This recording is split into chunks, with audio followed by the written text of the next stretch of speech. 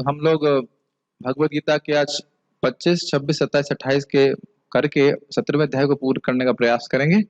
तो थोड़ा सा क्लास लेट हो सकता है, मे बी 12 नहीं, मतलब 8:30 तक हो सकता है, तो थोड़ा ध्यान रखिएगा। प्रसाद पा ली ना सबने? भूख तो नहीं लग रही? ठीक है ना? तो वैसे इतना समय नहीं लगना चाहिए, लेकिन देखते हैं कितना समय लगता है। कल आपने क्या सीखा था? ओम तत्सत, ये सब भगवान के नाम हैं और इनको बोल करके सात्विक क्रियाएं जब की जाती हैं तो वह दिव्य हो जाती हैं, दे बिकम ट्रांसेंडेंटल। तो अब इसको हम सुनते हैं आगे क्या बात हो रही है। गाने की आवाज कहां से आ रही? मोबाइल का साउंड नहीं है, दरवाजा बढ़ा दीजिए। मेरे पीछे बोलिए, श्रीमद् भगवद गीता का 17वां अध्याय श्लोक क्रमांक 25। कौन बोलेगा? बोलेगा कौन? आप बोलेंगे? हाँ। तद इति अन अभिसंधाय, तदिति अभिसंधाय, तदित्यन्न तदित्यन्यभिसंधाय, तदित्यनभिसंधाय, फलम यज्ञ तपः क्रियाः, फलं यज्ञ तपः क्रिया, दानं क्रियाश्च विविधा, दानं क्रियाश्च विविधा, क्रियन्ते मोक्षकांक्षिभिः। क्रियन्ते मोक्षकांक्षिभिः। तत् इति, तत् शब्द का उच्चारण करके इति, तत् इति मतलब तत्, ओम तत्सत का तत् शब्द बोल करके अन अभिसंधाय, अन अभिसंधाय का अर्थ है, अभिसंधि का अर्थ होता है कि कुछ लक्ष्य कर रहे हैं। अन अभिसंधाय फलम, कोई फल की अभिसंधि नहीं लेकर के मैं स्वर्ग जाऊं या इस जगत में महान कुछ मुझे लाभ प्राप्त हो, यह इच्छा न रहते हुए यज्ञ तपा इत्यादि क्रिया की जाती थी। किनके द्वारा की जाती थी? यज्ञ तपा क्रिया और दान, यज्ञ तपा क्रिया और दान क्रिया विविधा, मतलब विविध का मतलब होता है बहुत सारे, विभिन्न प्रकार की। तो यज्ञ, तपस्या और विभिन्न प्रकार की दान क्रियाओं में तत् शब्द का उपयोग करके बिना फल की इच्छा के ये क्रियाएं की जाती थी। ये समझ में आ रहा है आपको? When a person was doing any performance of yajna, tapasya or dan means donation, he would speak tat from the Om Tat Sat, and that is done without any desire for material fruits. किसके लिए की जाती थी? क्रियन्ते मोक्ष कांक्ष भी, जो मोक्ष की इच्छा रखते हैं। तो कहेंगे अभी तो आपने कहा फल की इच्छा नहीं रख रहे हैं और इधर कह रहे हैं मोक्ष की इच्छा रख रहे हैं। मतलब जगत से मुक्त होने की इच्छा कोई दिक्कत नहीं है, जगत में कुछ प्राप्त करने की इच्छा ही दिक्कत है, क्योंकि इसके उसको भोगने के लिए जगत में फिर से आना पड़ेगा। तो स्वर्ग प्राप्ति की इच्छा या इस जगत में कुछ महान बनने की इच्छा, इस इच्छा से रहित होकर के यज्ञ, तपस्या और दान की क्रिया की जाती थी, जिसमें तत् शब्द का उपयोग करते थे। ये समझ में आ गया? बेसिकली भगवान का नाम उच्चारण कर रहे हैं और उसमें भोग की इच्छा नहीं है। मनुष्य को चाहिए कि कर्म फल की इच्छा किए बिना विविध प्रकार के यज्ञ, तप तथा दान को तत् शब्द कहकर संपन्न करे। क्लियर है? ऐसी दिव्य क्रियाओं का उद्देश्य भव बंधन से मुक्त होना है। बहुत आसानी समझ में आ गया। गीता भूषण टीका, मुक्ति की अभिलाषा वालों के द्वारा यज्ञ, तपस्या, दान, just a second, sound is coming और नॉट? नेटवर्क डिस्टर्ब हो रहा है, मेरा तो नहीं हो रहा है। somebody can check on, बाकी लोग तो कोई नहीं बोल रहे हैं, चेक कर लीजिएगा। मेरा तो नेटवर्क सही चल रहा है। ओके। मुक्ति की अभिलाषा वालों के द्वारा यज्ञ, तपस्या और दान तत् शब्द के उच्चारण के साथ किए जाते थे, जिसमें भौतिक लाभ की आकांक्षा नहीं होती थी। स्पष्ट है? एक समझाना है इसमें। जो लोग मोक्ष चाहते हैं, those who desire liberation, when they are doing any austerity, they will speak tat, but without desiring any material benefit. English class भी जारी साथ में, और इंग्लिश नहीं बोलूंगा, हिंदी समझो, बहुत लंबा हो जाएगा।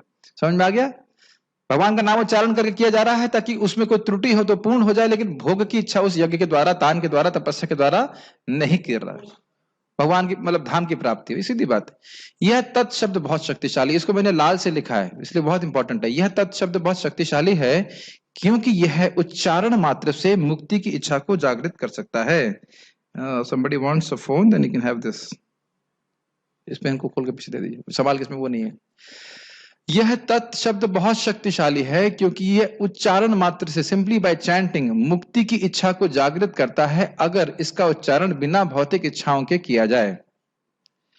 ये इसे क्यों मैंने लाल में रखा, हम हरे कृष्ण मंत्र कर रहे हैं, अगर कोई व्यक्ति भौतिक लाभ के लिए हरे कृष्ण करता है तो उसकी भौतिक इच्छाएं पूर्ण हो जाती हैं, इसमें कोई डाउट नहीं है। वैसे वो करता रहेगा तो भौतिक इच्छाएं भी समाप्त हो जाएंगी, लेकिन वास्तविक रूप से ये है, भगवान का भजन जो किया जाना चाहिए उसमें भौतिक आकांक्षाएं प्रस्तुत नहीं करनी चाहिए, ये वास्तविक स्टैंडर्ड है। तो जो चीज यहाँ पे है वही चीज हमारे भगवान की भक्ति में भी है।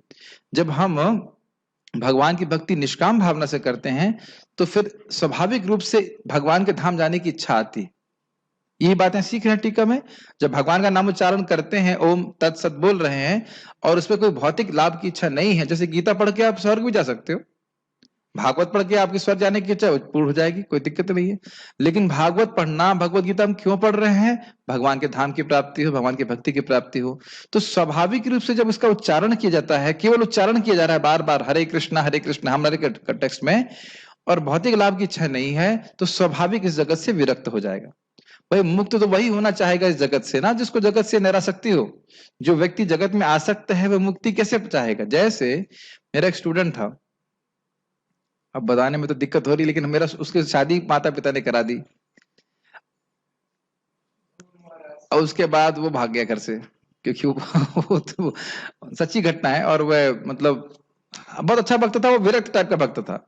जबरदस्ती शादी करा दी, उसका भाग गया घर से। अब वो माता जी मेरे को कॉल कर रही है, हमारा लड़का वापस ला दो। हमने कहा अरे माता जी, लड़का हमारे जेब में तो है नहीं, वापस ला देंगे।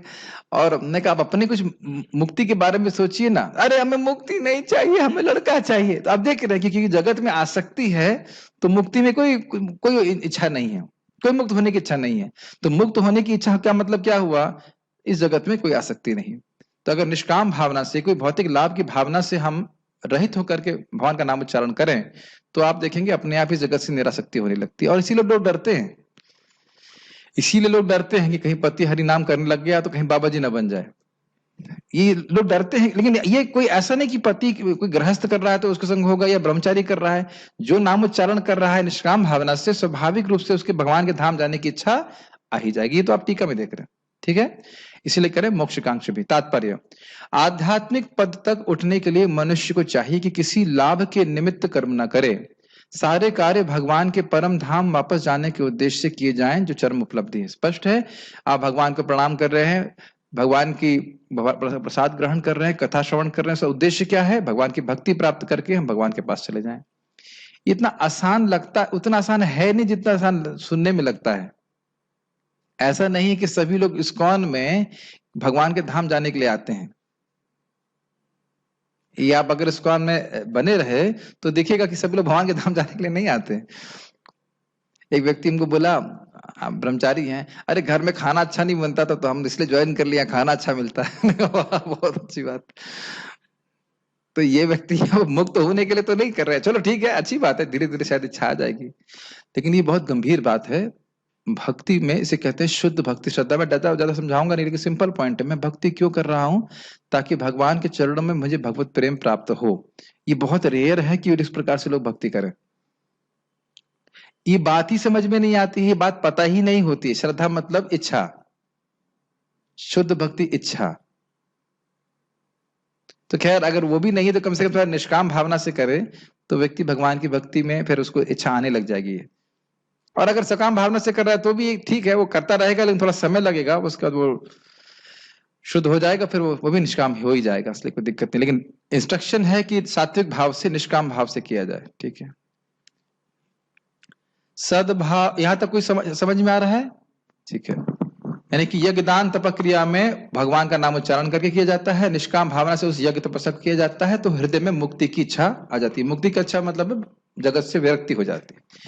सद्भावे साधु भावे च, सद्भावे साधु भावे च, सद इत्येतत् प्रयुज्यते, सद इत्येतत् प्रयुज्यते, प्रशस्ते कर्मणि तथा, प्रशस्ते कर्मणि तथा, सत्शब्द पार्थ युज्यते, सत्शब्द पार्थ युज्यते, यज्ञे तपसि दाने च, यज्ञे तपसि दाने च, स्थितिः सदति चोच्यते, इत्यति सदिति चोच्यते। कर्म चैव तदर्थीयम् कर्म चैव तदर्थीयम् सद इत्येवाभिधीयते। सद इत्येवाभिधीयते। सद्भावे, सद्भाव में, साधु भावे च, और साधु भाव में, सद इति तत् प्रयुज्यते, उसमें सद शब्द का प्रयोग किया जाता है। पहली लाइन का समझ में आता है। सद्भावे मतलब ब्रह्म भाव, भगवान को इंगित करने के लिए सत, और साधु भाव, साधु मतलब समझते हैं, साधु मतलब भगवान के भक्त। तो सत भगवान को इंगित करता है, और सताम सुना है, सताम प्रसंगात, तो सताम में वहां पे क्या अर्थ हुआ, भगवान के भक्त। तो कह रहे हैं कि सत शब्द का प्रयोग भगवान के लिए सद्भावे और साधु भावे यानी कि भगवान के भक्तों के लिए प्रयोग किया जाता है। समझ में आ रहा है पहली लाइन का अर्थ? सद्भावे मतलब भगवान, भगवान को सूचित करने के लिए, और साधु भावे मतलब भगवान के भक्तों को सूचित करने के लिए सद शब्द का प्रयोग किया जाता है। प्रयोजित मतलब उसका प्रयोग होता है। प्रशस्ते कर्मणि तथा, प्रशस्ते कर्मणि का अर्थ हुआ, प्रशस्ते का मतलब है जो अच्छे कर्म हैं, जो मंगलमय कर्म हैं, जैसे शादी विवाह इत्यादि जो कुछ भी है, उसमें सत शब्द पार्थ युज्यते, उसमें सत शब्द का प्रयोग होता है हे पार्थ, ताकि उसमें भगवान की प्रेजेंस, इसको इंग्लिश में कहेंगे भगवान की प्रेजेंस को इन्वोक किया जाए, हिंदी में क्या कहेंगे, भगवान की उपस्थिति को मतलब भगवान को वहां पे आहूत किया जाए कि भगवान यहाँ पे उपस्थित हो और वहां पे सब कुछ मंगलमय हो। समझ में आ रहा है प्रशस्ते कर्मणि का अर्थ?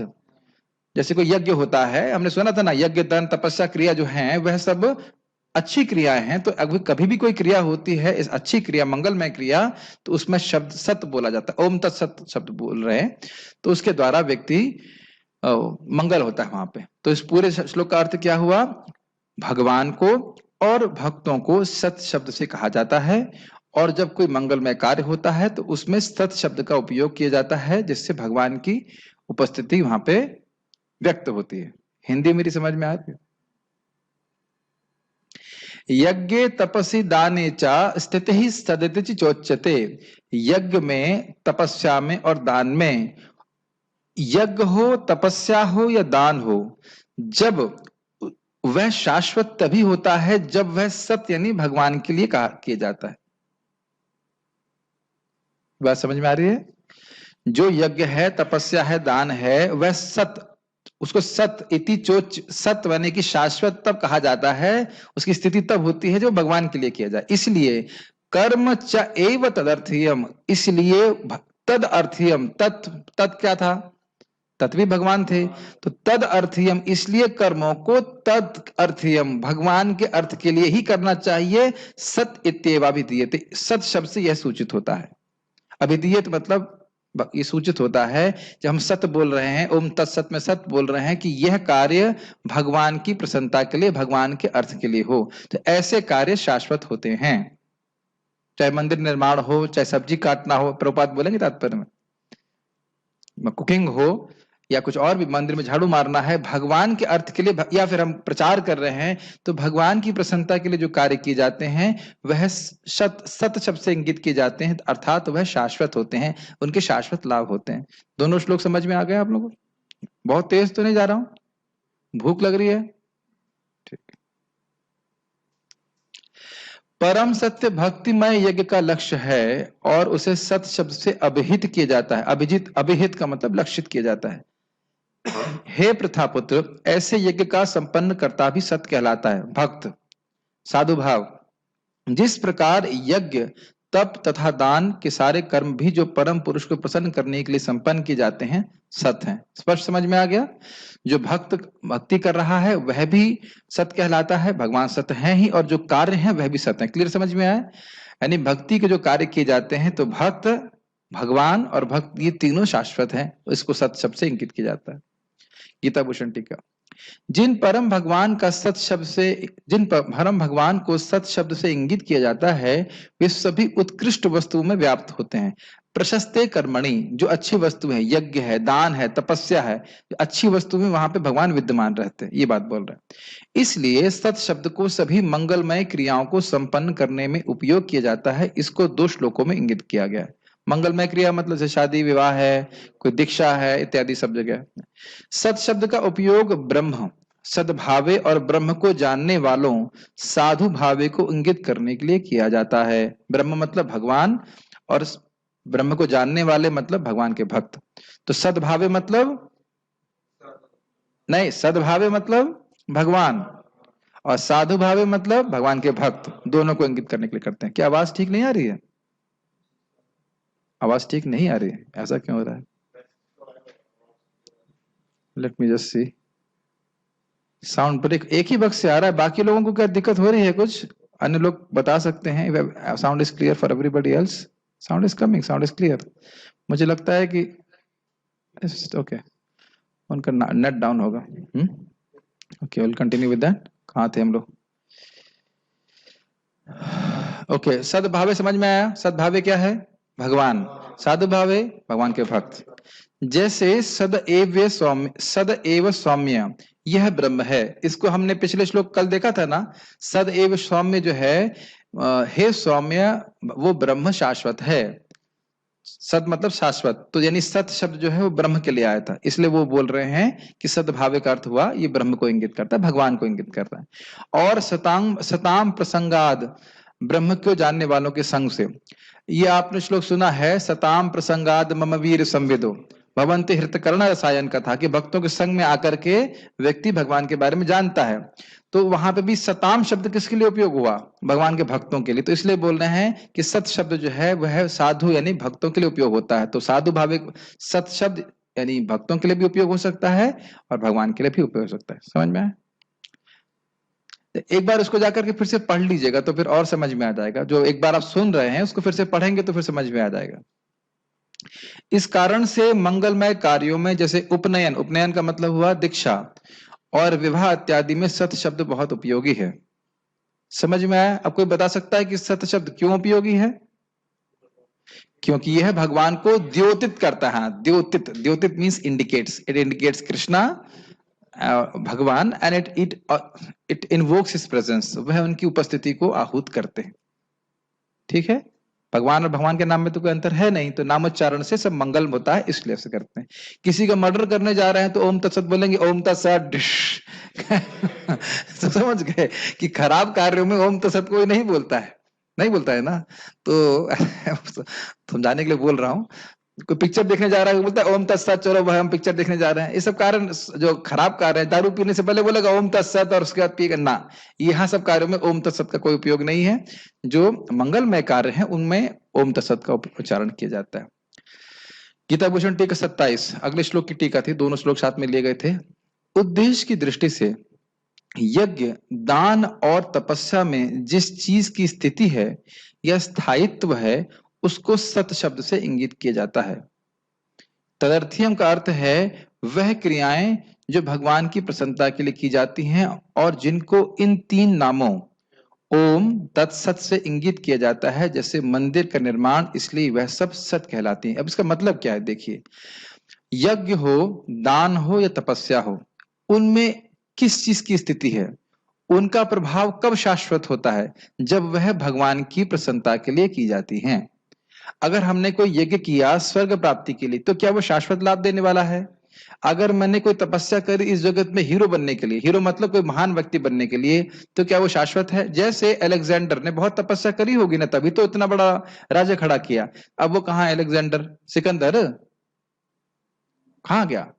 तो अब ये नहीं कि तो तपस्या उसने करी, लेकिन क्या उसको शाश्वत लाभ प्राप्त हुआ? अच्छा, और क्या? दान, बहुत से लोग दान करते हैं लेकिन भगवान के लिए नहीं करते, तो मर के चले जाते हैं, तो क्या उनको कोई शाश्वत लाभ प्राप्त होता है?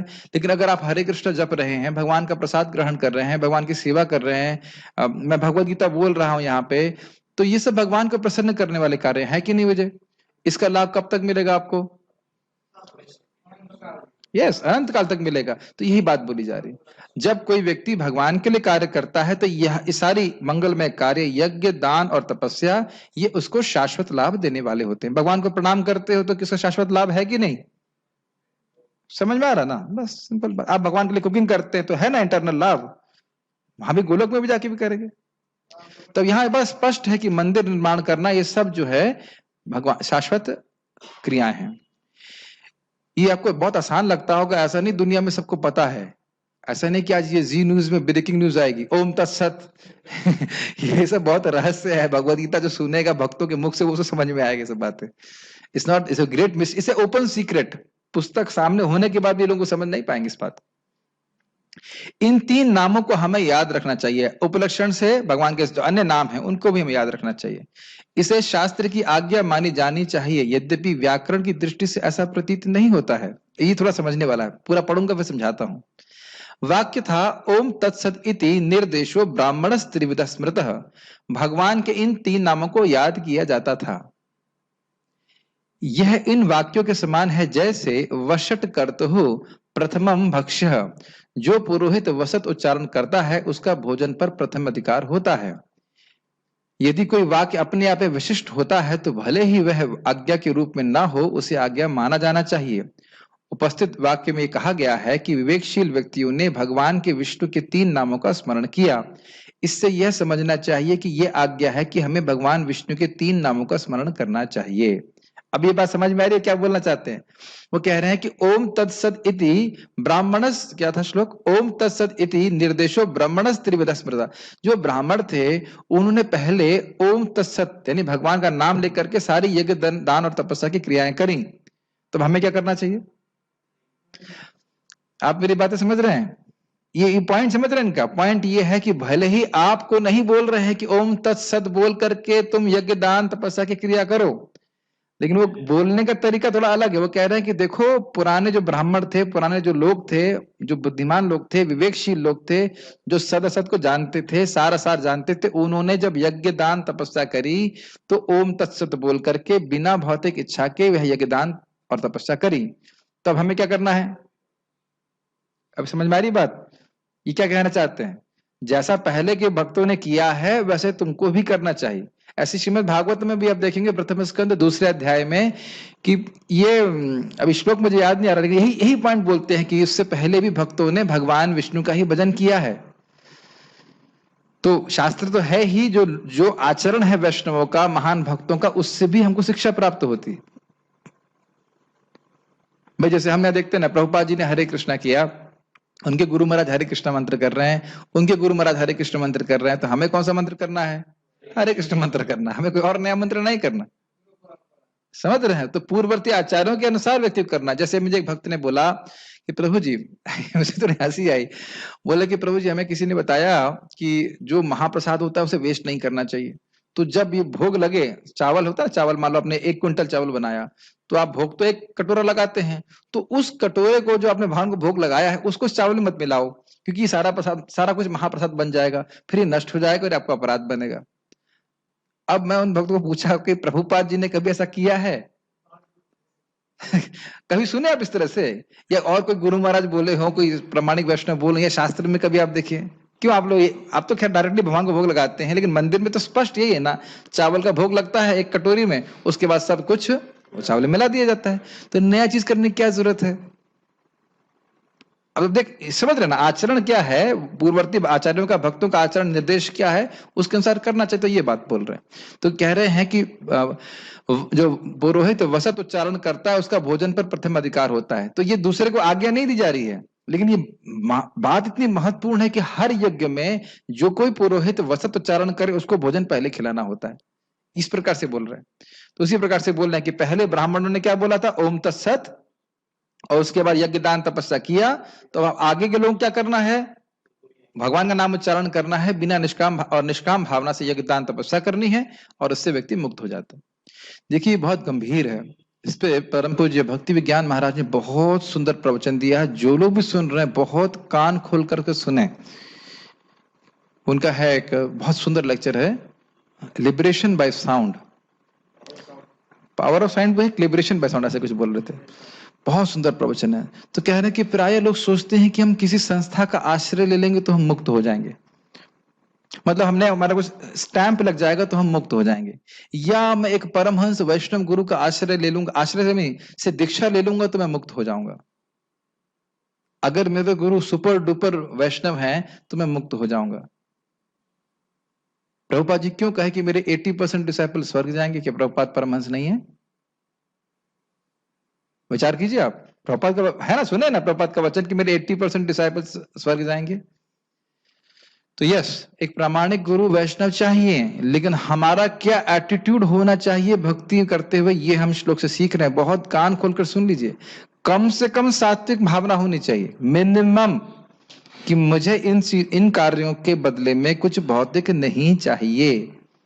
Then we become liberated. क्योंकि ध्यान देना होगा, भगवान स्वयं बोल रहे हैं, कथंचित यदि वांछति स्वर्गाप वर्ग मत धामा, कथंचित यदि वांछति। अगर मेरा भक्त स्वर्ग चाहता है तो भक्ति करके स्वर्ग मिल जाएगा। तो स्वर्ग पहले मिलेगा, स्वर्ग भोगोगे बहुत समय तक, फिर वापस आओगे, फिर भक्ति करोगे, फिर भगवान के पास जाएंगे। तो समझ रहे ना मेरी बात? निष्काम भावना से समझते हुए व्यक्ति को भक्ति करनी चाहिए। तो ऐसा नहीं कि गुरुजी महान है, गुरुजी तो महान होना बहुत जरूरी है, लेकिन चेला जी को भी महान होना बहुत जरूरी है। कान फूकवाने से कुछ नहीं काम चलेगा, मेरी बात समझ रहे हैं? खुद भी हम किस भावना में भक्ति कर रहे हैं, ये बहुत महत्वपूर्ण है। इससे पहले मैं आगे बोलूं, तस्मात् गुरुम प्रपद्येता जिज्ञासु श्रेयस उत्तमम। तस्मात्, जब देखने लग जाए कि जगत में दुख है, तस्मात्, तब गुरु की शरण में जाओ और जिज्ञासा करो कि मेरे को श्रेय की प्राप्ति क्या होगी। सेम पॉइंट्स हैं यहाँ पे, सेम पॉइंट यहाँ सीख रहे हैं कि हम इनिशिएशन दीक्षा इसलिए ले रहे हैं ताकि हमको दोबारा जन्म ना लेना पड़े। एक बार मैं कई बार बोलता हूँ, रोहिणी में मैं क्लास दिया था एक बार, एक माता जी क्लास के बाद आई, प्रभु जी मैं 15 माला कर पाती हूँ, 16 नहीं कर पाती। ठीक है, तो मैंने कहा तुमने दीक्षा ली क्यों फिर? मैंने कहा इसका मतलब दिन भर माला घुमाती होगी, तुम सुबह नहीं करती, जब तुम 15 कर सकती तो 16 क्यों नहीं कर सकती बताओ? तुम 8 कर रही हो तो समझ में आता, तुम 15 कर रही हो, 16 नहीं कर पा रही हो। यानी कि उनको भी क्लियर नहीं कि दीक्षा ली की जाती है। तस्मात् गुरुम प्रपद्येता जिज्ञासु श्रेयस उत्तमम। कैसे मुझे श्रेय की प्राप्ति होगी? जैसे यहां हम स्पष्ट देख रहे हैं, कैसे मैं भगवत प्राप्ति कर पाऊंगा, एकदम क्लियर होना चाहिए। तो मेरा एटीट्यूड जो होगा उसके अनुसार मैं आश्रय लूंगा, भक्ति करूंगा, तब मुक्त होगा। मेरे गुरु महाराज दीक्षा के समय स्पष्ट बोल दिए, ये मत सोचो कि दीक्षा के समय मुक्त हो जाओगे, एकदम क्लियर, मुझे अभी भी याद है। Do not think that you will be liberated simply by initiation. आपके गुरु महाराज भी उस दिन मैं प्रवचन सुन रहा था ना, हाँ कुछ बोले थे, do not think some special mercy और कोई स्पेशल कृपा मिल जाएगी, गुरु जी को छू देंगे तो कुछ हो जाएगा। नहीं, गुरु की आज्ञा का पालन करना होता है कि नहीं? तब फिर उसके बाद व्यक्ति प्रगति करता है। कैसे कर्म करना है? निष्काम भावना से। तो ये समझ में आया कि क्यों बोल रहे हैं, पहले के लोगों ने ऐसा किया है, इसलिए हम सब लोगों के लिए यही उपादेय है, यही चीज हमें इसी प्रकार से करना चाहिए। ठीक है। एक और कारण से इसे एक आज्ञा समझना चाहिए। वह कारण यह है कि भगवान के नामोच्चारण से यज्ञ, दान, तप व अन्य क्रियाओं को संपन्न करने में आने वाले विघ्न हट जाते हैं और पूर्ण लाभ प्राप्त होता है। पता नहीं होना चाहिए, हो पाता है होना चाहिए। ये दो आज्ञा। एक बात यह है कि भगवान का नामोच्चारण करने से और निष्काम भावना से यज्ञ, दान, तप करते हैं तो मुक्ति प्राप्त होती है, और पहले के लोगों ने ऐसा किया, इसलिए एक आज्ञा है।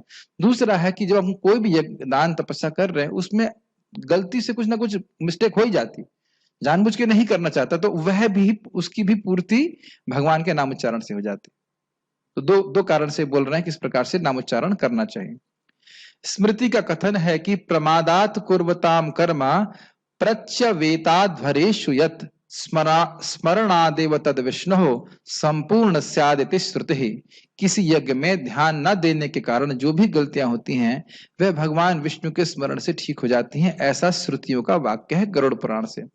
तब कहेंगे अच्छा, फिर तो कुछ देखने की जरूरत ही नहीं है, क्या ये बोला जा रहा है? नहीं, अपनी तरफ से प्रयास करे कि गलती नहीं है, लेकिन कदाचित कोई गलती हो जाती है तो भगवान विष्णु का नाम उच्चारण कर लेना चाहिए।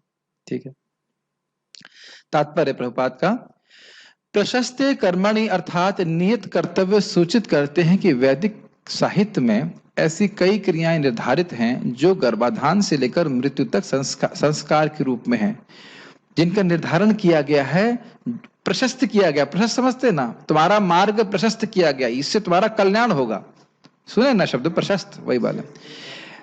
देहधारी मतलब जो हम लोग देह को धारण किए हुए हैं।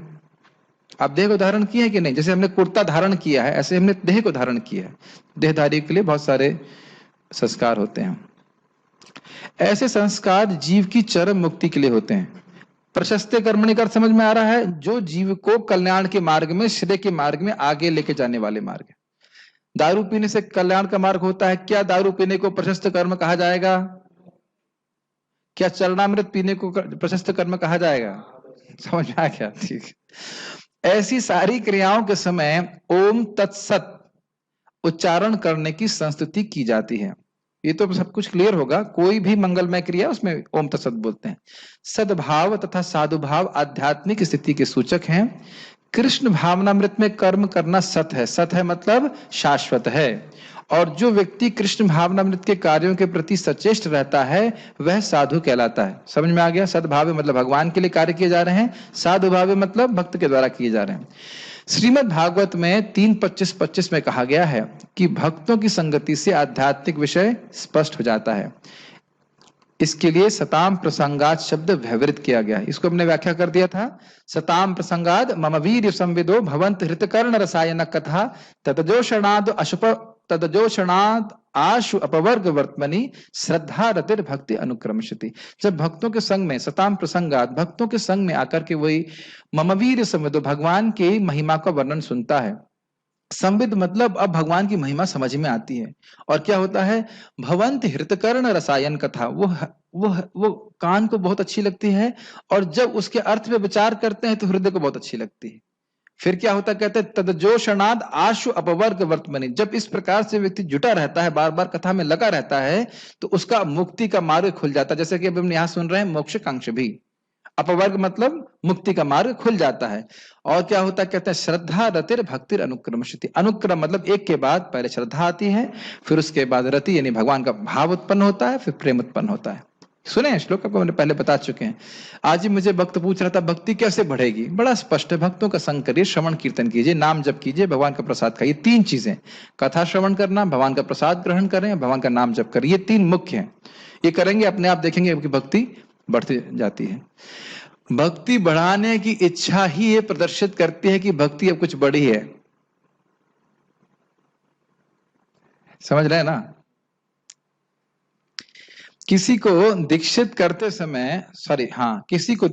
समय एक मिनट, ये पॉइंट रह गया, बिना सत्संग के दिव्य ज्ञान उपलब्ध नहीं हो पाता है। महाराज इसमें बहुत कटाक्ष करते हैं। वो कहते हैं सत मतलब भगवान और सत्संग मतलब भगवान के भक्त।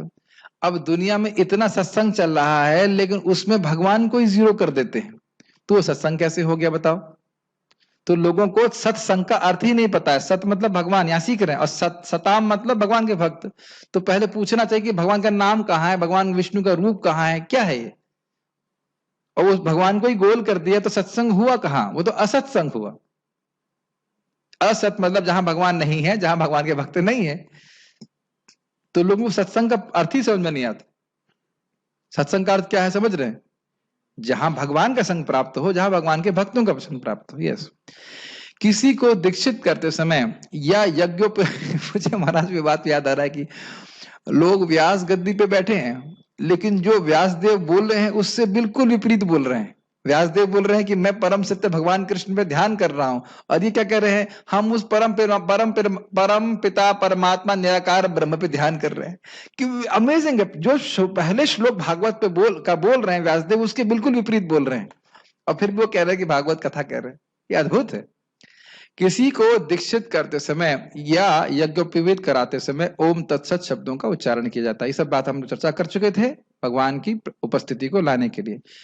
इसी प्रकार सभी प्रकार के यज्ञ करते समय ओम तत्सत या ब्रह्म ही चरम लक्ष्य होता है, मतलब इनका उद्देश्य भगवान होता है। तदर्थीयम शब्द ब्रह्म का प्रतिनिधित्व करने वाले किसी भी कार्य में सेवा करने का सूचक है, जिसमें भगवान के मंदिर में भोजन पकाना तथा सहायता करने जैसी सेवाएं या भगवान के यश का प्रचार करने वाला अन्य कोई भी कार्य सम्मिलित है। इसी के लिए मैंने इसको रेड कर दिया है। क्यों रेड कर दिया है? ये सारे कार्य इसलिए किए जा रहे हैं ताकि भगवान हमसे प्रसन्न हो। आपको याद है ना 11:55, मत कर्म कृन मत परमो मत भक्त संग वर्जितः। सुने हैं श्लोक? मत कर्म कृन, मेरा भक्त मेरे लिए कार्य करता है। कौन सा कार्य करता है? कोई भी कार्य।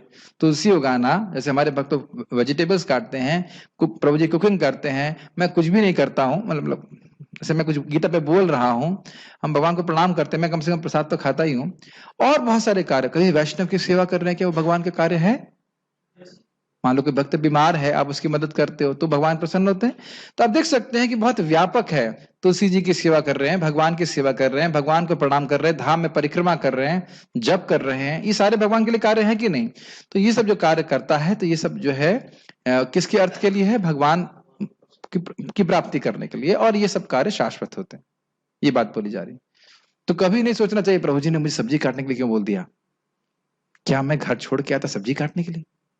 एक गौरांग प्रभु मजाक बनाते हैं एक वक्त का, वो जब आया ज्वाइन किया तो उसको रोटी बनाने की सेवा दी। वो बहुत पढ़ा लिखा था, तो उसने सोचा कि मैं इतना पढ़ा लिखा हूं, रोटी बनाऊंगा यहाँ पे, तो छोड़ दिया। शादी हो गई, फिर बत्ती बीमार हो गई, तो वह पत्नी के लिए रोटी बना रहा है। तो गौरांग प्रभु बोले, अरे तेरे को रोटी ही बनानी थी तो यार तो मंदिर में बना लेता। अभी शादी करके पत्नी के लिए बना रहा है, रोटी तो तेरे को बनानी ही पड़ी। वो काम आप कृष्ण के लिए नहीं करेंगे तो वो माया के लिए करना पड़ेगा।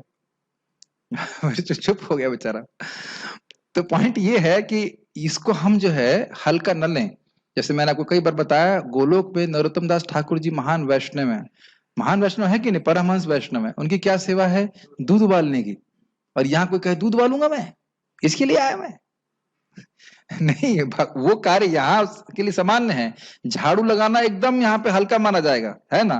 लेकिन आप जानते हो कि प्रताप रुद्र को राजा थे लेकिन झाड़ू मार रहे थे जगन्नाथ जी के सामने, इसीलिए महाप्रभु उन पे कृपा किया है कि नहीं?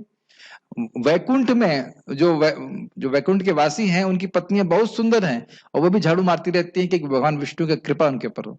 तो इसमें एटीट्यूड बहुत महत्वपूर्ण है। क्रिया तो महत्वपूर्ण उतना नहीं दिखेगी आपको बाहर से, लेकिन एटीट्यूड बहुत महत्वपूर्ण है कि मैं भगवान का तुच्छ सेवक हूं, उनकी सिर्फ प्रसन्नता के लिए कार्य कर रहा हूं। जो हमारे पास भगवान ने शक्ति दी उन्हें करना चाहिए, ठीक है? ये अपना सौभाग्य मानना चाहिए कि हमें कुछ भगवान की सेवा प्राप्त हो रही है।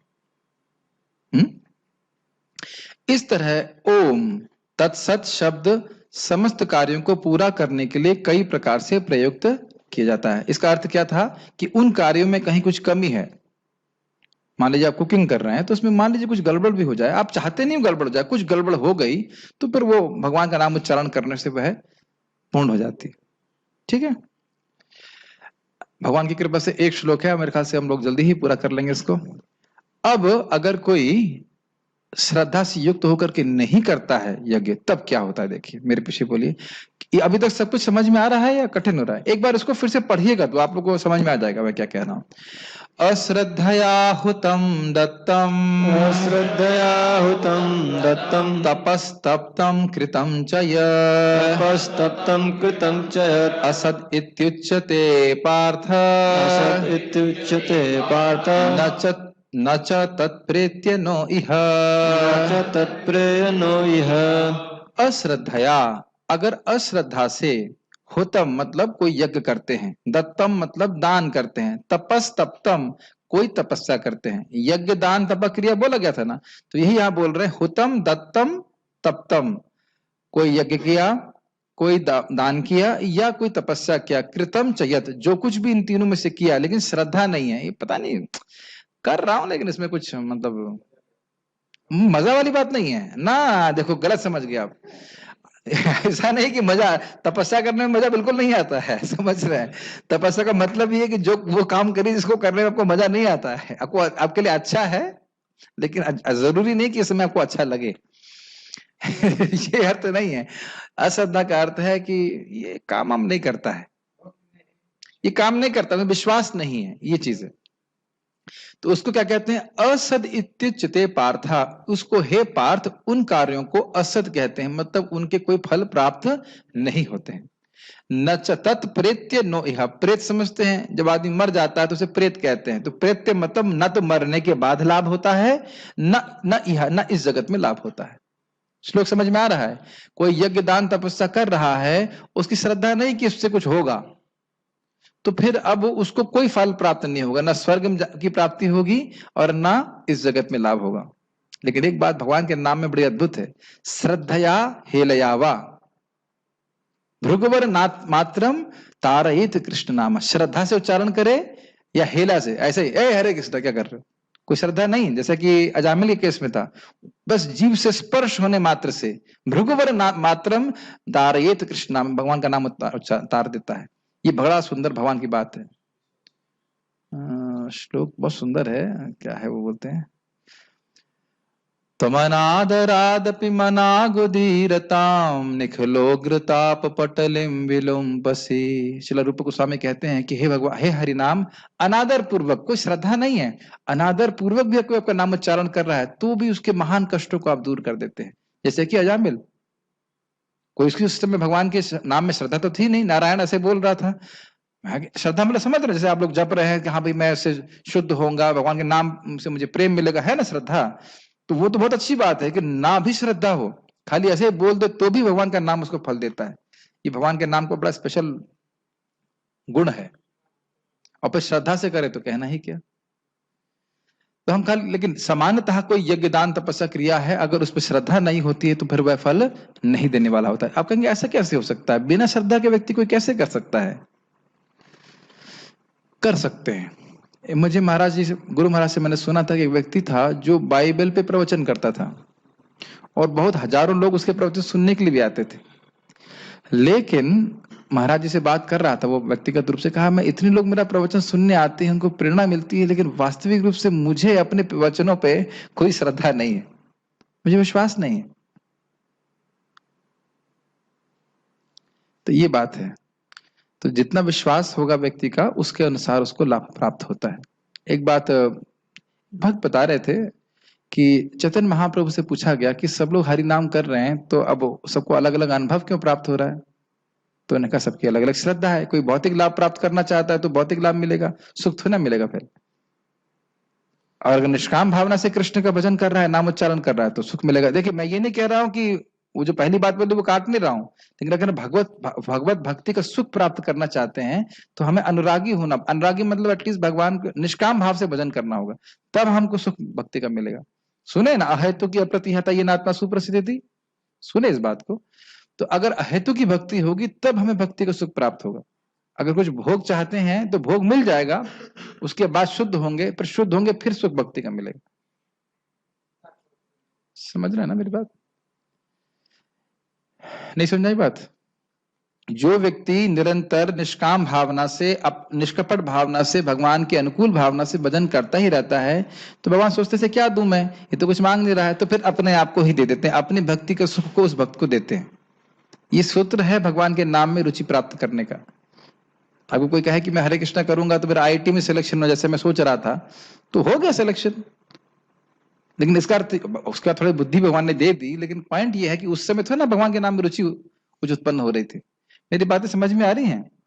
तो यज्ञ दान तपस्या में अगर श्रद्धा नहीं है, मैं नाम के बारे में नहीं बोल रहा हूँ, सामान्य यज्ञ दान तपस्या की बात करें तो उसमें अगर श्रद्धा नहीं होती है तो उसे शाश्वत नहीं कहा जाता है। और श्रद्धा किस प्रकार की होनी चाहिए? ये भगवान के लिए, तब उसको शाश्वत कहा जाता है। क्लियर हो गया? पढ़े। हे पार्थ, श्रद्धा के बिना यज्ञ दान या तप के रूप में जो कुछ भी किया जाता है वह नश्वर है, वह असत कहलाता है और इस जन्म तथा अगले जन्म दोनों में ही व्यर्थ जाता है। गीता भूषण टीका। इसलिए सभी क्रियाओं को सात्विक श्रद्धा से किए जाना चाहिए। ठीक है, सात्विक श्रद्धा का मतलब निष्काम भावना से। ठीक है, ये मेरा कर्तव्य है, मेरा हृदय शुद्ध होगा इसलिए करना चाहिए। नोट, सात्विक स्वभाव का अर्थ यह नहीं हो जाता कि वह निश्चित रूप से शास्त्रों का पालन करेगा ही, जैसा कि श्लोक क्रमांक 4 में बताया गया है। फिर भी जिनकी सात्विक श्रद्धा होती है और जो देवताओं की उपासना करते हैं वह सात्विक भोजन, यज्ञ और दान देते हैं, उनके लिए अधिक आसान होता है कि वे शास्त्रों के निर्देशों का पालन करना स्वीकार करें और अपनी क्रियाओं को भगवान विष्णु को ओम तत्सत कहते हुए समर्पित करें। ये बात समझ में आई? बात ये हो रहा है कि सात्विक लोग हैं वो देवताओं की पूजा करते हैं, तो क्योंकि उनका चित्त सात्विक है तो अगर उनको भक्तों का संग प्राप्त हो गया तो वो तुरंत उनकी बात मानेंगे और इनको भगवान विष्णु को समर्पित करना शुरू कर देंगे। अपने स्वभाव के अनुसार वह किसकी पूजा कर रहे हैं? किसी देवता की, सात्विक देवता की। लेकिन कदाचित भक्तों का संग प्राप्त हुआ तो क्या होगा? तुरंत विष्णु को समर्पित हो जाएंगे, और जैसे ही विष्णु को समर्पित हो जाएंगे तो कैसे हो जाएंगे? वो दिव्य हो जाएंगे। नहीं समझ आई बात? बहुत सारा डोज एक साथ दे रहा हूं या समझ में आ रहा होगा?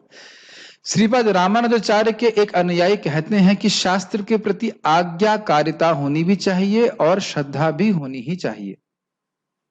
आज्ञाकारिता का मतलब, ये बड़ा इंटरेस्टिंग है, बहुत इंटरेस्टिंग है। शास्त्र की आज्ञा पालन कर रहा हूं लेकिन विश्वास नहीं है कि इससे कुछ होगा। और मान लो शास्त्र में विश्वास है भी लेकिन करना नहीं चाहते। हाँ आप बात सही कह रहे हो, नाम से सारे पाप नट जाते हैं, ये हो जाता है जब कर रहे हो नहीं, जब तक नहीं कर। हाँ हमको विश्वास है तो जब करो ना। तो दोनों ही बातें हैं कि व्यक्ति को आज्ञाकारी भी होना चाहिए और उसमें श्रद्धा भी होना चाहिए कि हाँ इस, और श्रद्धा का मतलब कौन सी श्रद्धा? सात्विक श्रद्धा की ये भगवान विष्णु के अर्थ के लिए। क्लियर?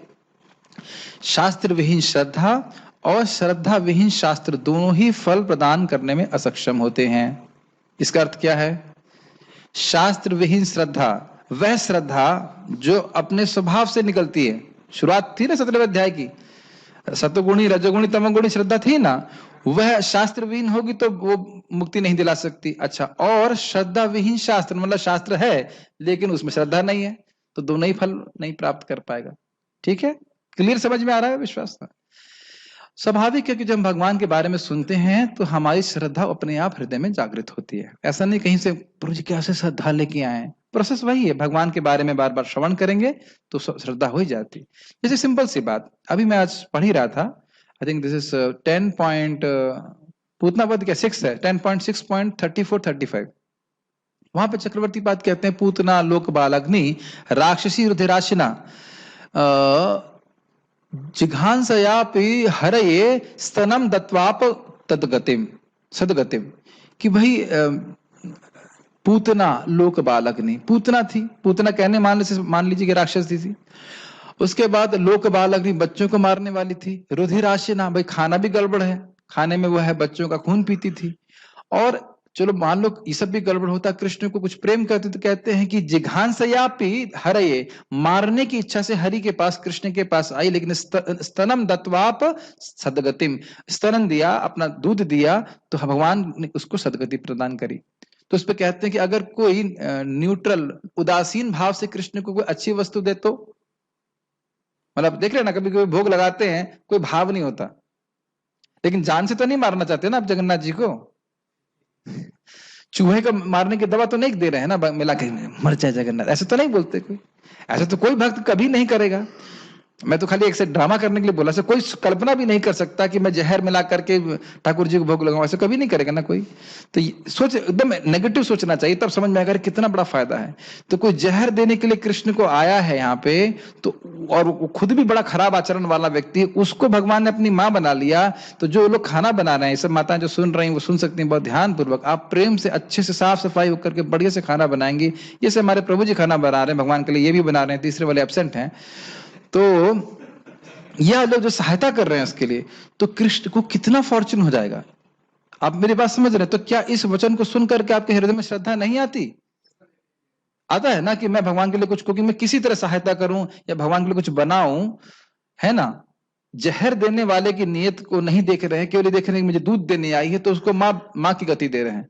तो जो अगर उदासीन भाव से भी दे रहा है कि भाई भक्ति नहीं है, देना है, बोला गया है, दे रहे हैं, या कुछ श्रद्धा से दे रहे हैं, बहुत अच्छी वस्तु, कृष्ण कितने सुखी होंगे, तो फिर कितना उसको भगवान स्वीकार करेंगे, कितना उस व्यक्ति के ऊपर मतलब कृपा होगी। ये चीजें हमें बार बार सुननी होती है, एक बार, और उस पर मनन करना होता है कि मेरा कितना बड़ा सौभाग्य है कि मुझे भगवान की सेवा करने का मौका मिल रहा है। जैसे मैं कई बार बोलता हूँ कि भगवान के वैष्णव भक्तों को आप मुख में कुछ अच्छा प्रसाद दे रहे तो कैसा होता है, वो भगवान को हनी देने जैसा होता है। आपको नहीं, आपको ऐसे दिखाई नहीं पड़ेगा कि भगवान कहाँ है, हनी कहाँ है, लेकिन शास्त्र वचन इस प्रकार से। एक बात ध्यान देना चाहिए कि कुछ योगी जन की शक्ति होती है कि वे दूसरों की इंद्रियों से भोग प्राप्त कर लेते हैं, ये पता है ना, सुने थे ना। तो भगवान में शक्ति है, आप खिला रहे हो वैष्णव को लेकिन भगवान आस्वादन करते हैं, बहुत इंपॉर्टेंट है। तो ये शास्त्रीय श्रद्धा है, मुझे नहीं दिखाई पड़ रहा ऐसा कैसे हो रहा है, लेकिन शास्त्रीय श्रद्धा को व्यक्ति से युक्त होना चाहिए, और शास्त्र सुनने से ही आता है।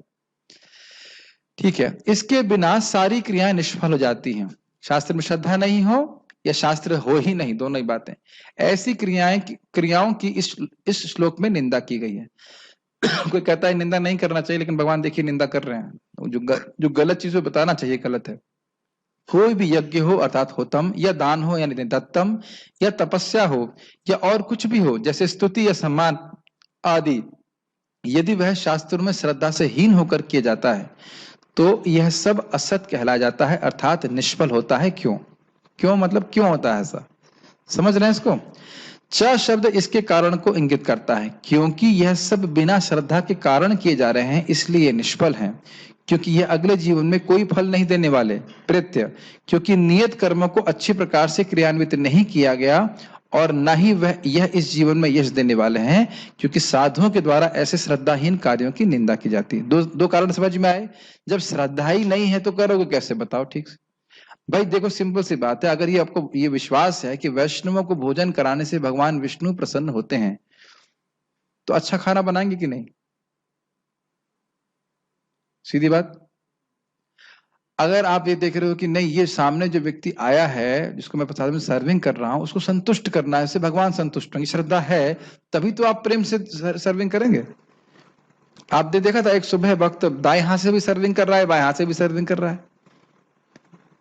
कभी कभी होता है वक्त जो वो फोन पे लग जाएंगे, उसके बाद हाँ, किसको सर्विंग कर रहे हो तुम? फोन को कर रहे हो कि सामने वैष्णव उसको कर रहे हो? ये सब होता है, देखे होंगे आप, कई बार देखे होंगे इस प्रकार से। तो मैं खाली ये बात बोल रहा हूं कि जब श्रद्धा नहीं होती है तो उस कार्य को हम ठीक से नहीं करते हैं। जैसे मान लीजिए कोई कृष्ण के लिए फूल माला बना रहा है, आप देख सकते हैं कि एक मंदिर में खाली प्लास्टिक की माला चढ़ाई जाती है। श्रद्धा है भगवान में? कैसा प्रेम है और कैसा मंदिर है? सोचने वाली बात है ना। प्रेम का मतलब सेवा होनी चाहिए। तो अगर प्लास्टिक की माला चढ़ाई हुई है तो मतलब क्या है? भगवान में श्रद्धा नहीं है। उनको लगता है तो बस मूर्ति मात्र है। जैसे बहुत सारे एग्जाम्पल आप दे सकते हो इस प्रकार से। तो जो व्यक्ति की श्रद्धा नहीं है इस प्रकार से, तो उसको क्या फल प्राप्त होगा? भगवान वैसे कार्य करेंगे। एक छोटी सी कहानी बताऊंगा, बहुत अच्छी, पहले भी सुनाई थी मैंने। एक लड़की थी, वह कृष्ण की पूजा करती थी और बहुत दिन पूजा किया, तो उसका फल की प्राप्ति नहीं हुई। तो कहते हैं ये तो कुछ करता नहीं है, इसकी पूजा नहीं करूंगी। तो दुर्गा जी ले आई। तो दुर्गा जी की, मतलब इधर कृष्ण बैठे हैं और दुर्गा जी सामने लगा दिया उसने। दुर्गा जी को उसने आरती देना चालू किया। आरती नहीं है, धूप जो होता है ना, अगरबत्ती। तो उसका धुआं जो है उड़ करके कृष्ण की तरफ जा रहा था। तो कृष्ण के पास चलेगी और वहां से ऐसे मतलब हवा करने लगी कि कृष्ण को यह सूंघने को नहीं मिले कि तुम्हारी इतनी पूजा करी, तुमने कुछ दिया नहीं, अब तुमको क्यों मैं सूंघने दूंगी ये सब। तो कृष्ण प्रकट हो गए। भक्त बता रहे थे, शास्त्र की बात नहीं है लेकिन भक्त बता रहे थे, कृष्ण प्रकट हो गए, बेटा तुम्हें क्या चाहिए? तो कहते हैं अरे अब तक मैंने पूजा करी, तुम मेरे सामने नहीं आए, और अब मैं पूजा नहीं कर रही तो तुम सामने आ गए। तो कहते हैं अब तुमने मुझे एक व्यक्ति माना है कि मेरी इंद्रियां हैं और तुम उसको, मैं उसको ग्रहण करता हूं। ये बहुत महत्वपूर्ण है। ये तो खैर एक स्टोरी है, शास्त्र की तो स्टोरी नहीं है, लेकिन कोई भक्त स्टोरी सुना रहे थे इस प्रकार से। अपने स्वभाव से उत्पन्न श्रद्धा को त्याग करके यदि व्यक्ति शास्त्र में प्राप्त श्रद्धा की शरण लेता है और उसके अनुसार कार्य करता है, तो वह परम सिद्धि को प्राप्त करने के लिए योग्य बन जाता है। यही 17वें अध्याय की शिक्षा है। क्या शिक्षा प्राप्त हुई? मेरा रजोगुण, तमोगुण, सत्वगुण कोई प्रभाव हो सकता है, स्वभाव हो सकता है, लेकिन मैं कैसे कार्य करूंगा? शास्त्र के अनुसार। हरे कृष्ण मंत्र शास्त्र में जब करूंगा। भगवान कौन है? कृष्ण है, उनकी सेवा के लिए कार्य करूंगा। खाना कैसे बनाना है, क्या कार्य करना है, वो जैसा शास्त्र में है, वैष्णवों के द्वारा बताया गया है, वैसे करना है। सीधी बात। और ऐसा व्यक्ति करेगा तो निश्चित भगवत प्राप्ति होगी। प्रभुपाद जी का तात्पर्य पढ़ते हैं लास्ट।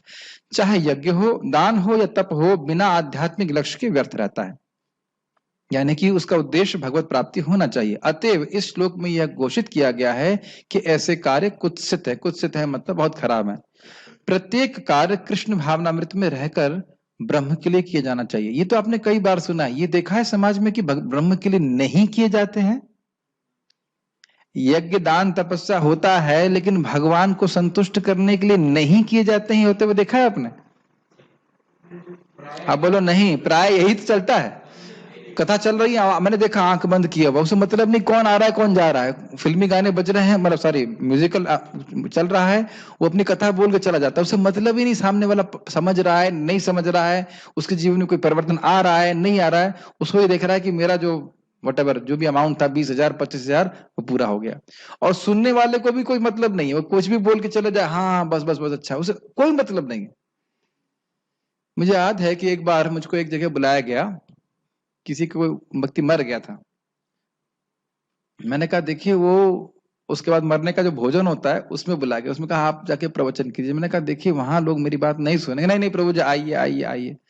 हम चले तो गए और कोई रुचि नहीं थी किसी की। तो मेरे को 5 मिनट भी बोलने का मौका नहीं मिला, मौका नहीं, मन नहीं किया। मैंने कहा हम लोग तुरंत उठ के आ गए वहां से। हमें कहा अपना हमें आपका ना दान चाहिए ना कुछ चाहिए, जिस व्यक्ति की श्रद्धा नहीं है, किसी को इच्छा नहीं है, ऐसे स्थान रह के बोलने से क्या मतलब है? आपने महसूस किया होगा, भगवान के बारे में कुछ सुनना चाहता है कि श्रद्धा हो तो बोलने की इच्छा होती है, नहीं तो आप महसूस करेंगे बिल्कुल बोलने की इच्छा नहीं होती, कुछ भी बोलने की इच्छा नहीं होती। तो यहाँ देख, मैं क्या बात क्यों करने लग गया था? हाँ, तो लोगों की श्रद्धा प्राय नहीं होती है। वो सोचते हैं कि, या फिर जैसे मैं जगह गया तो वहां कहा कि हमारे भट्टे पे आ जाइए। हमने कहा आपके भट्टे का भट्टा बैठ गया तो उसने नहीं लेके गया मेरे को। तो उद्देश्य ये नहीं है। प्रभुपाद जी के संग था, स्वामी जी आशीर्वाद दीजिए। क्यों आशीर्वाद? मेरे टांग में दर्द हो रहा है। अरे भाई, तुम्हारे टांग में दर्द हो रहा है तो डॉक्टर के पास जाओ ना, साधु के पास क्यों जा रहे हो? तो साधु के पास, भगवान के पास इसलिए जानना चाहिए था कि भगवान के बारे में हम सीख सकें। तो हम देखते हैं कि प्राय लोग इस उद्देश्य से नहीं आते, इसीलिए शास्त्र सुनना चाहिए कि किस लिए आना चाहिए भगवान के पास। संपूर्ण वैदिक साहित्य में भगवान में श्रद्धा की संस्तुति की गई है। भगवान के लिए कार्य करना चाहिए। ऐसी श्रद्धा तथा समुचित मार्गदर्शन के बिना कोई फल नहीं मिल सकता। भगवान को हटा दिया, सब खत्म। समस्त वैदिक आदेशों के पालन का चरम लक्ष्य कृष्ण को जानना है। वेदस्य सर्वैर अहम एव वेद्यो, वेद पढ़ रहे हो मतलब भगवान को जानो। इस सिद्धांत का पालन किए बिना कोई सफल नहीं हो सकता। इसलिए सर्वश्रेष्ठ, ये बात इंटरेस्टिंग है, बड़ा इंटरेस्टिंग है। जैसे आपको याद होगा, दक्ष प्रजापति यज्ञ कर रहे थे, याद है ना? और शिव जी को गायब कर दिए थे, शिव जी को नहीं बुलाएंगे, तो ब्रह्मा जी भी नहीं आए थे। आपको पता है, पहले वाले यज्ञ में जब शिव जी की अवमानना हुई थी तो ब्रह्मा जी भी नहीं आए थे और शिव जी भी नहीं आए थे। तो भगवान विष्णु तो बिल्कुल नहीं आएंगे। जहां शिव जी का अपमान हो रहा है तो ब्रह्मा जी भी नहीं आएंगे, और बाकी लोगों को उसका बहुत बड़ा दंड प्राप्त हुआ था, बाद में अपराध हुआ था शिव जी के प्रति। वो यज्ञ ही इसलिए किया गया था कि शिव जी की अपमानना हो। तो ऐसे यज्ञ देवताओं के समाज में भी ऐसे यज्ञ होते हैं, कभी कभी ऐसा हो जाता है। तो इस प्रकार से लोग अंधकार में रहते हैं। सर्वश्रेष्ठ मार्ग यही है कि मनुष्य प्रारंभ से ही किसी प्रामाणिक गुरु के मार्गदर्शन में कृष्ण भावनामृत में कार्य करे। समझे कि मैं कृष्ण का हूं, कृष्ण की प्राप्ति के लिए मुझे कृष्ण का भजन करना है। सब प्रकार से सफल होने का यही मार्ग है। आपको याद है, हम लोगों ने 15वें अध्याय के आखिरी 3 श्लोकों में 15.16, 17, 18 में 3 श्लोक की गीता पढ़ी थी। उसमें सीखना था कि बद्ध जीव हैं, मुक्त जीव हैं और भगवान इन दोनों के नियामक हैं। ये 3 चीज समझ करके कि भगवान मेरे स्वामी हैं, अगर कोई भगवान का भजन करता है तो क्या था? कृतकृतस्य भारत, वह निश्चित रूप से सफल होगा। क्या श्रद्धा है? मैं बद्ध जीव हूं, भगवान के धाम में नित्य जीव हैं और भगवान दोनों के नियामक हैं। ये था ना, उत्तम पुरुषस्तन्य परमात्मा ते धारतः। तो वो परम ईश्वर है, उनकी प्राप्ति के लिए मैं उनका भजन कर रहा हूं, उनके नित्य स्थिति में, मतलब उनके नित्य सेवा में पहुंचने के लिए भजन कर रहा हूं। अगर इस एटीट्यूड से अगर कोई भक्ति करता है तो वह निश्चित रूप से सफल होगा। भगवान स्वयं बोल रहे हैं। श्रद्धा का फर्क पड़ा कि नहीं? और यहाँ क्या बोल रहे हैं कि अगर यही मार्गदर्शन है भक्त का, एक गुरु का, वो बताए कि तुम कौन हो, तुम्हें क्या करना चाहिए, तुम्हारा प्रयोजन क्या है। जब वो ठीक से साधन का आश्रय लेता है तो पार हो जाता है। जैसे गंगा जी बह रही हैं बहुत तीव्रता से, और कोई कहे कि मैं पुल का आश्रय नहीं लूंगा, मैं स्वयं अपना पुल बनाऊंगा, बताइए बना सकता है? और अगर पुल का आश्रय ले तो चींटी भी पार कर जाएगी, और कदाचित कहे कि नहीं हम पुल ही नहीं बनाएंगे, तैर के पार करेंगे, तो काफी संभावना है कि वो बह जाएगा। तो इसलिए प्रॉपर साधन का आश्रय लेना चाहिए, और वह वैष्णव गुरु, जैसे प्रभुपाद जी बता रहे हैं, उस प्रकार से करना चाहिए। बद्ध अवस्था में लोग देवताओं, भूतों या कुबेर जैसे यक्षों की पूजा के प्रति आकृष्ट होते हैं। तो पढ़ चुके हैं इसको। कुछ लोग अभी बोलते हैं प्रभु जी भूत की पूजा होती है क्या, क्या मानना चाहिए? तो हमने कहा गीता में गलत लिखा है क्या? प्रेत भूत गणाश्चान्य सुना था ना आपने? तो तमोगुणी लोग करते हैं। यद्यपि रसतोगुण, रजोगुण तथा तमोगुण से श्रेष्ठ है, लेकिन जो व्यक्ति कृष्ण भावनामृत को ग्रहण करता है वह प्रकृति के इन 3 गुणों को पार कर जाता है। एकदम स्पष्ट था। वह अपनी क्रियाओं को भगवान को समर्पित करता चलता है। यद्यपि क्रमिक उन्नति की विधि है, किंतु शुद्ध भक्तों की संगति से यदि कोई कृष्ण भावनामृत ग्रहण करता है तो सर्वश्रेष्ठ मार्ग है। कहने करती है कि पहले व्यक्ति तमोगुणी होगा, फिर वो रजोगुणी होगा, फिर धीरे धीरे करके सत्वगुणी होगा। लेकिन चाहे व्यक्ति घोर तमोगुणी भी क्यों ना हो, अगर भगवत भक्तों का संग हो गया तो वह दिव्य सत्ता से युक्त होकर भगवान की भक्ति करके शुद्ध हो जाता है। एग्जाम्पल आप मृगारी का जानते हो, गर्दन काट रहा था, खुश हो रहा था, बाद में 1 साल के बाद जब उसकी ऐसी स्थिति होगी कि वो चींटी भी नहीं मारना चाहता। ठीक, इस अध्याय में इसी की संस्तुति कहाँ गया, कहाँ था, की गई है। इस प्रकार से सफलता पाने के लिए उपयुक्त गुरु प्राप्त करके उसके निर्देशन में प्रशिक्षण प्राप्त करना चाहिए। ये बात बोला था ना, ऐसा नहीं कि दीक्षा का स्टैंप लग गया और बस बस बस, ये तो दीक्षित हैं, दीक्षित तो हैं लेकिन शिक्षित कितने हैं? मेरी बात समझ में आ रही है? दीक्षित तो हैं लेकिन शिक्षित कितने हैं? शिक्षित समझते हैं ये कितनी भगवत भक्ति की शिक्षा प्राप्त हुई है, कैसे भजन करना है, क्या जप करना है, कैसे करना है, ये सब शिक्षा प्राप्त करना बहुत जरूरी है। इसको आप 11वें स्कंद में सुनेंगे, शिक्षित, बार बार यह है कि इसकी शिक्षा प्राप्त करना चाहिए, उसकी शिक्षा प्राप्त करना चाहिए, सीखना चाहिए। और ये भक्त को, एक सच्चे भक्त के लक्षण है कि वह शिक्षा के प्रति बहुत उत्सुक रहता है। कैसे मैं जप अच्छे कर सकूं, कैसे भगवान की मैं सेवा अच्छी कर सकूं। This is a natural symptom of a nice devotee. जैसे सनातन गोस्वामी पाद कहते हैं, अपनार हित किछु नहीं जानी, मैं अपना हित कुछ नहीं जानता, आप बताइए कि मैं क्या करूं। सनातन गोस्वामी नहीं जानते हैं, तो वो कह रहे हैं मुझे एनडीपी में एनरोल कीजिए, सो टू स्पीक। यही प्रेम समस्त, कहा था तभी ब्रह्म में श्रद्धा हो जाती है, हो सकती है, मतलब भक्तों के आश्रय लेकर के व्यक्ति भगवान की श्रद्धा से युक्त होता है।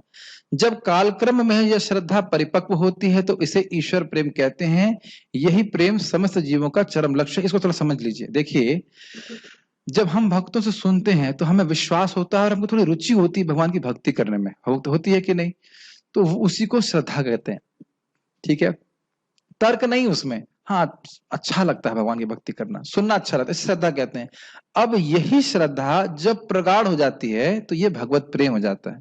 जैसे आप दूध उबालते हैं तो दूध में बहुत सारा पानी होता है कि नहीं?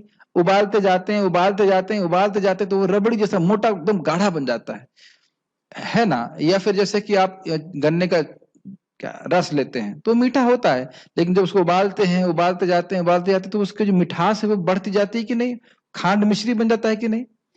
उसी प्रकार से श्रद्धा और ईश्वर का प्रेम, भगवत प्रेम, ये अलग वस्तु नहीं है, ये और प्रगाढ़ता का अंतर है। मेरी बात समझ, प्रगाढ़ता में समझते, गाढ़ेपन का अंतर है। वो और गाढ़ा होते जाता है, और गाढ़ा। और कैसे गाढ़ा हो रहा है? भगवान की भक्ति करने से, श्रवण कीर्तन करने से हमारे हृदय के अनर्थ जैसे जैसे नष्ट होंगे, वह अपने आप हमारी श्रद्धा वो प्रकट होती चली जाएगी। ये सिस्टम समझ में आ रहा है? कल भी हमने सुना था ना, विज्ञान है कृष्ण भावनामृत। तो जितना हम नाम जब अच्छे से करेंगे, भगवान के बारे में सुनेंगे, भगवान का प्रसाद ग्रहण करेंगे और ऐसे कार्य नहीं करेंगे जिससे हमारे हृदय अशुद्ध हो, तो स्वाभाविक रूप से देखेंगे भगवान के प्रति श्रद्धा बढ़ रही है। और श्रद्धा का दूसरा अर्थ ले लीजिए, टेस्ट।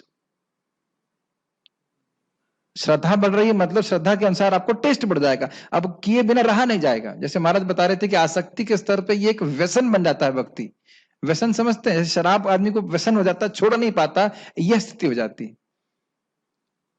मेरी बातें समझ में आ रही है? ठीक है, यही प्रेम जीवन का लक्ष्य है। अतएव मनुष्य को चाहिए कि सीधे कृष्ण भावनामृत ग्रहण करे। इस 17वें अध्याय का यही संदेश है। भगवान की कृपा से आज अधिक मास में हम लोगों ने 15वें अध्याय को समाप्त किया, 16वें को भी किया और 17वां भी हो गया है। अब देखते हैं कार्तिक तक शायद 18वां अध्याय भी हो जाए। किसी प्रश्न है किसी भक्त का तो मैं देखता हूं, अगर एनी क्वेश्चन सर दे। ओके, आज हम इंग्लिश क्लास नहीं करेंगे, बहुत लंबा हो गया है, लेकिन प्रश्न लिखे रुके। गोलोक या वैकुंठ लोग जाने के बाद भक्त एक दूसरे को पहचान पाते हैं, like if they were serving together on this earth, example we and Prabhupada. Yes, अच्छा प्रश्न है। देखिए, क्या गोलोक जान के हमको याद रहेगा कि हम क्या थे? दो प्रमाण है। बृहत भागवतामृत में स्वरूप जो गोप कुमार के रूप में है, उनकी अपनी पुरानी पूरी स्थिति याद थी, किस प्रकार से भगवान के धाम गए, वो प्रमाण है। उसके बाद नारद जी बताते हैं कैसे वो दासी पुत्र थे, तो वह भी उनको याद है। तो कोई मुश्किल बात नहीं है याद रहना कि हम यहाँ पे क्या थे। अब आप ये सोचो कि मैं गोलोक में ऐसा दिखूंगा जैसे मैं अभी दिख रहा हूं, ये तो सही नहीं है ना। कभी कभी हम सोचते हैं कि मैं सोच रहा था, कभी कभी हम सोचते हैं कि हम गोलोक जाएंगे तो ऐसे जाएंगे जैसे अभी हम दिखते हैं। ऐसा तो है ना, ये तो हमारा असली स्वरूप नहीं है ना। तो वहां पहचान लेंगे। श्रील प्रभुपाद जी से पूछा गया कि आपका स्वरूप क्या है, हम कैसे जाने? तो प्रभुपाद जी ने कहा, मैं बताऊंगा तो तुम बेहोश हो जाओगे। और दूसरा कहा कि आपको कैसे पहचानेंगे? कहते हैं यू विल नो। जैसे मैंने आपको बताया था ना, एक प्रभुपाद के शिष्य थे, वो मृत्यु के समय शरीर छोड़ रहे थे, एकदम बोले, Prabhupada you have come to take me, and then left his body. तो पहचान नहीं पा रहे तो कैसे काम चलेगा? प्रभुपाद जी भी तो बूढ़े नहीं है, शाश्वत स्वरूप है ना उनका। तो इस प्रकार से समझ लेंगे, चिंता मत करिए। जब पहुंचेगा, अगर आप पहले पहुंच जाना तो मेरा नाम बता देना, मैं पहले पहुंचूंगा तो आपका नाम बता देंगे। अगर कोई धाम परिक्रमा बिना श्रद्धा से लगाए तो क्या उसका भी कुछ नहीं मिलेगा? देखिए, भगवान की भक्ति में अगर श्रद्धा नहीं भी है, प्राय लोगों की श्रद्धा नहीं होती है, लेकिन वही सुकृत का काम बन जाती है। मान लीजिए लोग परिक्रमा कर रहे हैं पतला होने के लिए, तो ठीक कुछ लोग करते हैं डायबिटीज से बचने के लिए, चलो ये कर लो। तो अब वो भगवान का स्पर्श तो कर रहा है ना धाम का, उसका तो अपना प्रभाव है ना, यही सुकृत आगे जाकर श्रद्धा का निर्माण कर देगी। भाई मान लो प्रसाद खा रहा है, खिचड़ी बहुत बढ़िया बनाते हैं आप लोग, अब उसका ये श्रद्धा नहीं है कि भगवान का प्रसाद है, लेकिन खिचड़ी खा रहा है बहुत अच्छा है, तो वह तो अपना काम करेगी ना। मैंने बताया ना, हरे कृष्ण मंत्र है, श्रद्धा हो या नहीं हो, हाँ, लेकिन रियल श्रद्धा तब शुरू होती है जब उसका विश्वास होता है कि हम भक्तों के संग में आके भक्ति करेंगे, अब हम प्रसाद ही खाएंगे इत्यादि, तो सुकृत बनती आगे जाकर के भक्ति करने लग जाता है। वो भक्ति नहीं की जाएगी, वो सुकृत की जाएगी। ओके, किसी ने पोस्ट किया, प्रेम कृष्ण प्रभु ने, ठीक, मुझे श्लोक याद था, अभी पढ़ के आया था। यूट्यूब पर लाइव कीजिए, जूम पर दिक्कत होती है, क्या करें, हमारे वो प्रभु जी सही नहीं कर रहे थे, क्या कर सकते हैं। और कोई प्रश्न नहीं है? ठीक है, ठीक है, तो यहाँ रुकते हैं हम लोग, आज काफी लंबा हो गया, तो should we have English class और शुड स्टॉप हियर? क्लास कर लें। So we will have our English class if somebody, एक मिनट, कोई प्रश्न कर रहे हैं, अगर कोई तपस्या करे लेकिन शास्त्र में नहीं है, तो ये सुन ही लिया आपने कि ये तमोगुण है, उससे कोई लाभ प्राप्त नहीं होगा। जैसे हिरण्यकश्यप अपने शरीर को सुखा लिया, उससे क्या हुआ? ठीक है, Hare Krishna. So we going to start a English class. Devotees who want to continue, you can just continue. I have for 20 minutes or so.